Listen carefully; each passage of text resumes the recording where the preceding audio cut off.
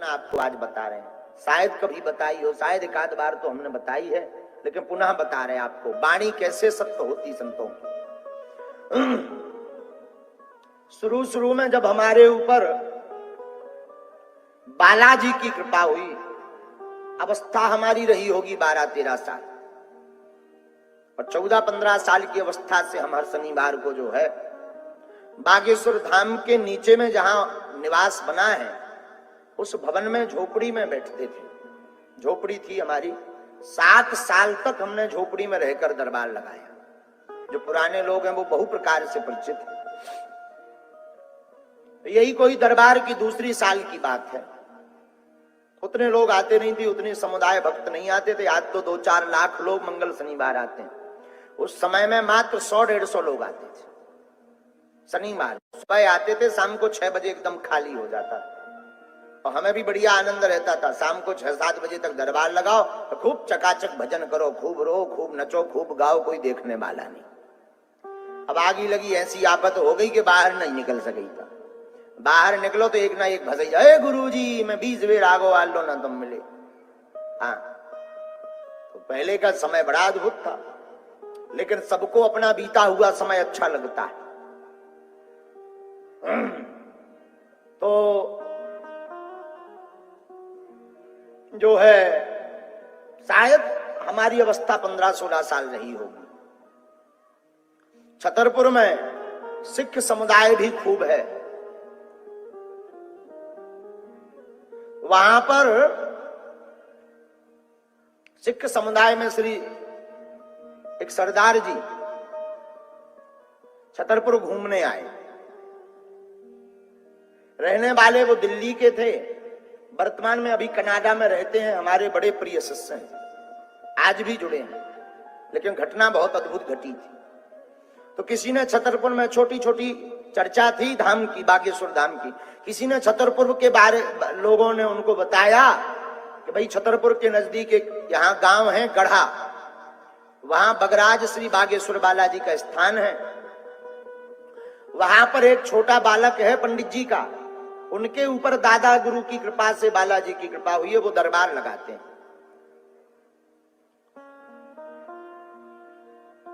तो वह सरदार जी दरबार में आए, बोले हम भी जाएंगे, देखेंगे आखिर क्या मसला है, क्या मामला है। बोले भाई 100-150-200 लोग जाते हैं हर शनिवार मंगलवार, सुना है कि वो बताते हैं और जो कह देते वो हो जाता। ये हमारी कोई महिमा के लिए हम कथा नहीं बता रहे, हम आपको पूज्यपाद श्री सन्यासी बाबा की वार्ता बता रहे हैं। तो वो सरदार जी जो है धाम पर आए, आ गए होंगे वही कोई 11 बजे, लोग ज्यादा थे तो 2-3 बजे वो जो है हमसे मिले झोपड़ी में। बाहर झोपड़ी में लोग बैठे रहते थे, 5-5 लोग करके अंदर आते थे मिलने के लिए, और जब 5 लोगों की अर्जी लग जाती थी, बात हो जाती थी, तो फिर 5 आते थे। ऐसा नियम था उसमें। उनका नंबर आया,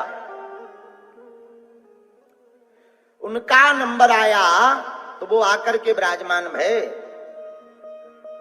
हमने अपना पर्चा उठाया और उनकी बातों को उल्लेखित किया, लिखा। तो बचपना तो था ही, अब जो भी हनुमान जी की इच्छा मानो, गुरु जी का ये तो एक चमत्कार था, एक उनको लीला करनी थी। तो हमने कहा अच्छा जी बताइए सरदार जी कैसे आना हुआ। बोले महाराज जी हमने सुना आप तो सब जानते हो, आप बताओ। हमने कहा नहीं हम नहीं जानते, पर श्री हनुमान जी जानते हैं सब। उनकी प्रेरणा से जो हमने लिखा वो सत्य निकलेगा, ऐसा हमें भरोसा है। बोले नहीं आप बताओ। अरे हमने कहा भाई हम क्यों बतावे, प्रश्न आपको करना है, आप पूछो। बोले नहीं हमने सुना कि आप बता देते, हम कैसे माने, आप बताओ। हमने कहा देखो प्रश्न अनेक होते हैं, व्यक्ति बड़ा चतुर होता है। हमने जो लिख रखा वही अगर पूछोगे बहुत अच्छा है। बोले हम ऐसे कैसे माने, और अगर आपको पता है आपने लिख रखा तो पढ़वाने में क्या दिक्कत है, बात भी सही है।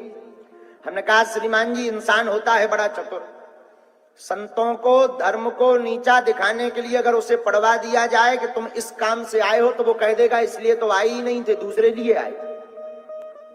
और अगर उसके मुंह से खुलवा दो कि तुम किस लिए आए हो, वही बात पर्चे पर लिखी मिल जाए तो फिर वो बदल नहीं सकता, क्योंकि उसी ने 1 सेकंड पहले पूछा, वही पर्चे में लिख कर आया। तो जो है धर्म की हंसी नहीं होगी। इसलिए हमने कहा व्यक्ति बड़ा लॉजिक वाला होता है। कई लोग हमको पत्रकार कहते कि आप अगर सब जानते हैं पर्चे पर लिख देते हैं तो फिर पूछने की क्या जरूरत है। पूछने की इसलिए जरूरत है, ये करिया मूड को आदमी है, फैल करके चलो जाए, खतरनाक आदमी है। वो कहेगा हम इसलिए आए नहीं, झूठ है, हम तो आए थे लड़का के लिए, तुम लड़की लिखे। और जब वो अपने मुंह से बोल देगा कि लड़की के लिए आए तो फिर भाई साहब खुद फंस गए। अब गुरुजी कहां से फंसेंगे? अब वो पर्चा बोलेगा। तो हमने कहा कि आप पूछो, तो वो तो बड़े चेक करने टाइप को आए थे।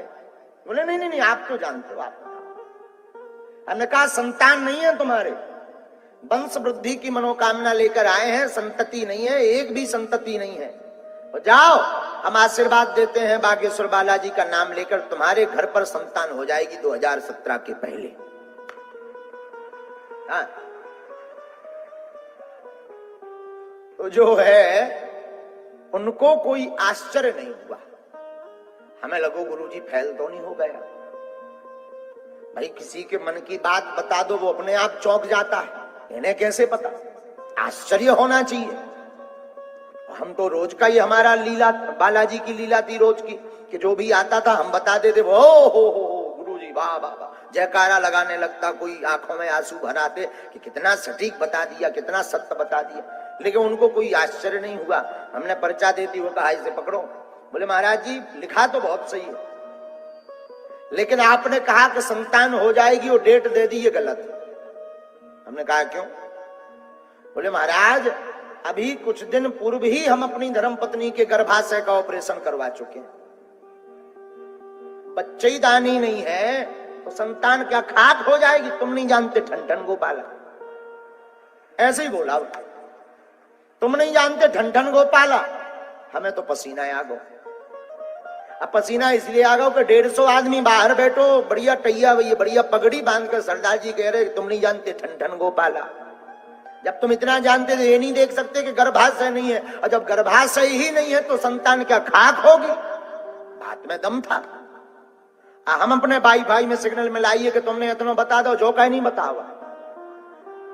हम अपने गुरुजी से भीतर ही, चूंकि सामने तो प्रदर्शित नहीं किया, लेकिन भीतर ही भीतर लड़िए कि लोग कटवा दे ना।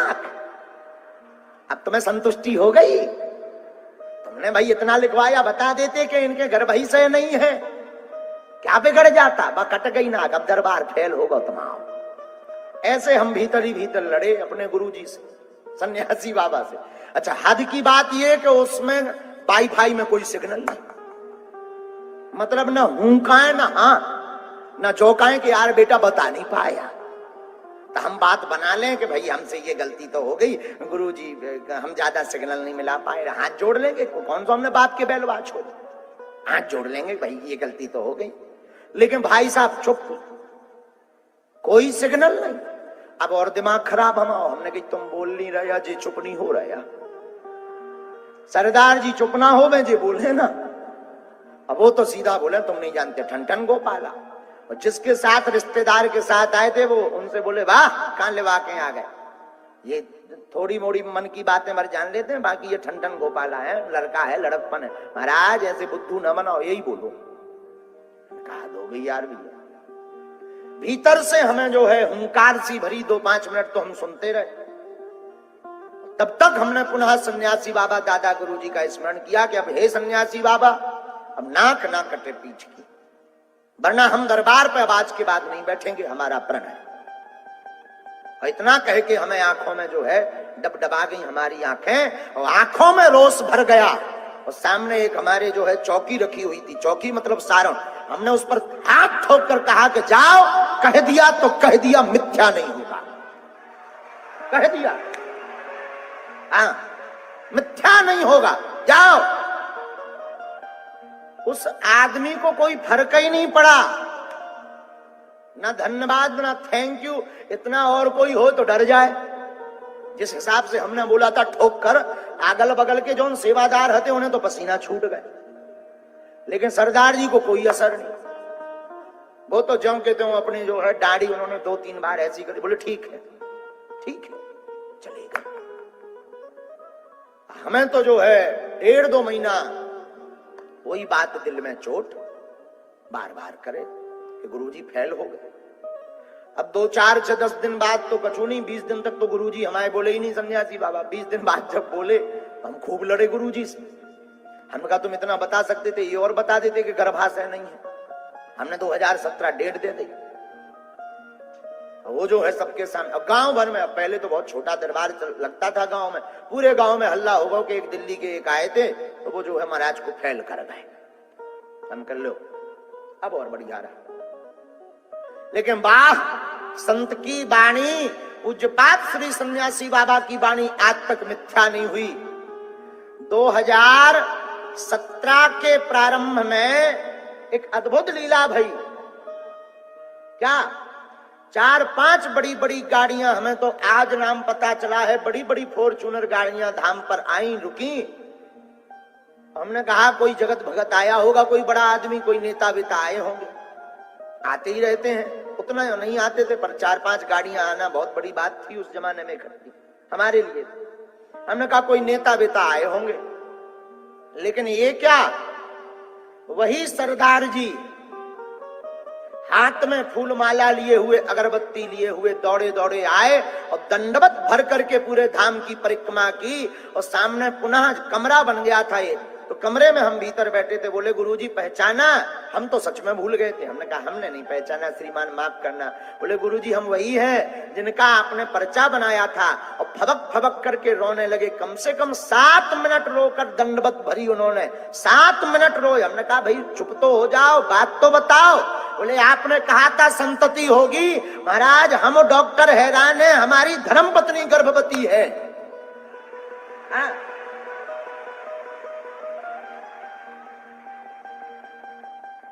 हमने कहा भाई हमें तो पता नहीं, हनुमान जी जाने और श्री सन्यासी बाबा जाने।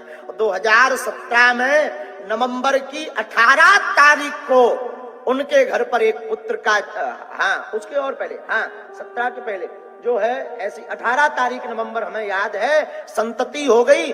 आज वो बालक 5-6-7 साल का हो गया, कनाडा में रहता, आज भी जिंदा है वो बालक। ऐसी प्रत्यक्ष महिमा, ऐसे लाखों उदाहरण हैं। ये तो एक आंखों देखा पुराना उदाहरण हमने आपको घटित बताया कि संत की वाणी पर भगवान को भी विचार करना पड़ता।